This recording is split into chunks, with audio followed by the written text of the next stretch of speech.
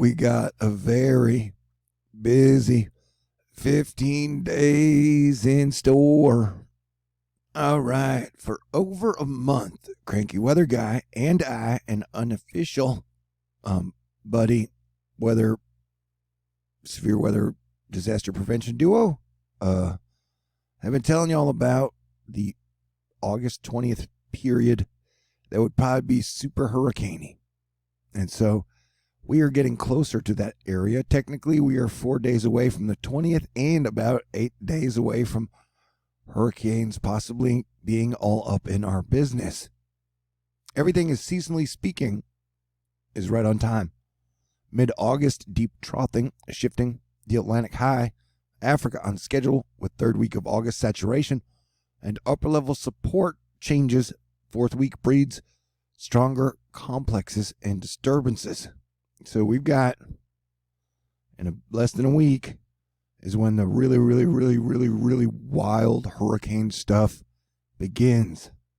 Now, where they will go, what intensity they will be, and how many there are, at this point, nobody knows, man. And I gotta warn you, it can drive you crazy watching all the model runs between now and then.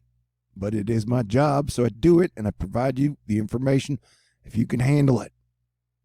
This has a tropical storm in the Gulf of Mexico around the 24th, which is 8 days, bro. That was the GFS. This is the CMC, latest run, 12Z. On the 25th, it's got landfall in Houston of a hurricane or tropical storm and another tropical storm right behind it. The NavJam has a tropical storm coming off Cuba on August 22nd, which would be 6 days away.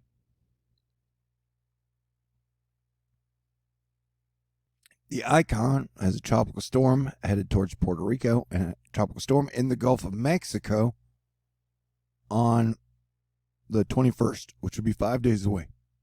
And I think one of the storms is going to end up in Crystal River, but it's just a guess. Right now, everybody's just guessing. And, there's like a weird war going on in the Twitter weather truth community. I'm sorry, YouTube truth community. So if you want to see my videos, I don't know if they're going to show up in your notifications. So if you do want to check back every day over the next week, I'll do my best to provide y'all with good information. Cranky Weather Guy, this is what I was trying to paint with this infographic. At the ridge cells tumble, each individual disturbance finds itself in a different notch under the tumbling ridges, and a very variable tracking will emerge storm to storm. This is from the 11th of August, which is 5 days ago, and I believe I brought this loop to you for you guys. I made a whole video just on this one loop because I thought it was very important. When the tropics start to stir as the peak season arrives, the tumbling elongated ridge triggered by our incoming storm trough activity, August 16th plus, is likely to promote a large array of storms tracking and less likely a parade of single tracking. And so he was basically saying we're going to have a whole bunch of storms at about the same time in the main development region. So that is still what we're looking at. And with the MJO shift, the Madden-Julian oscillation shift, we're definitely looking at quite a very interesting period.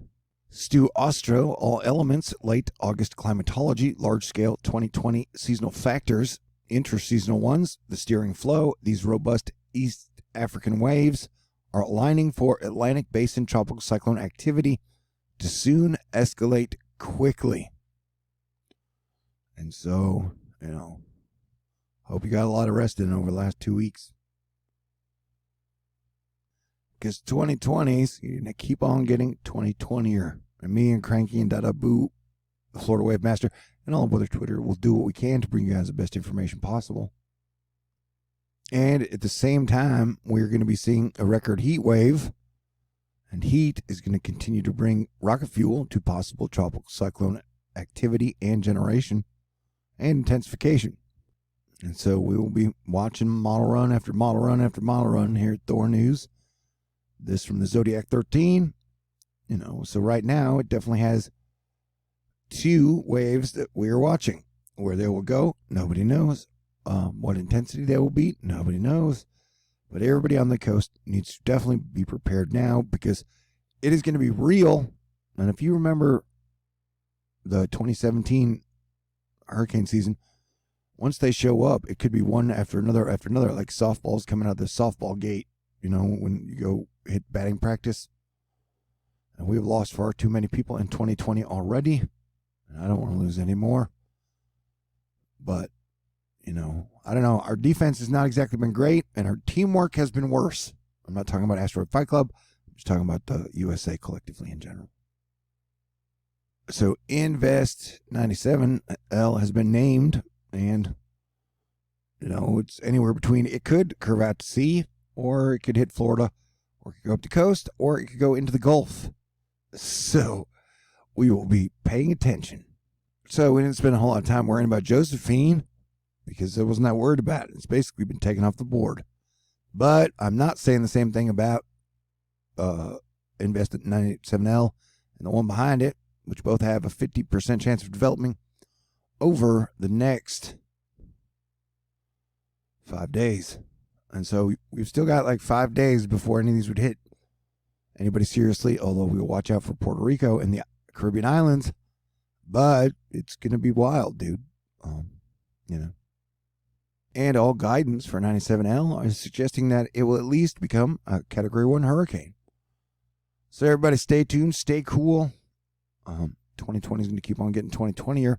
Hopefully I've trained you guys at Asteroid Fight Club over the last 7.8 years well enough that we will make it through to the big party in 2022. Though I think it's going to be pretty sketchy between now and then, and definitely the next 50 days. I told you that the world was going to get super, super crazy after August 3rd.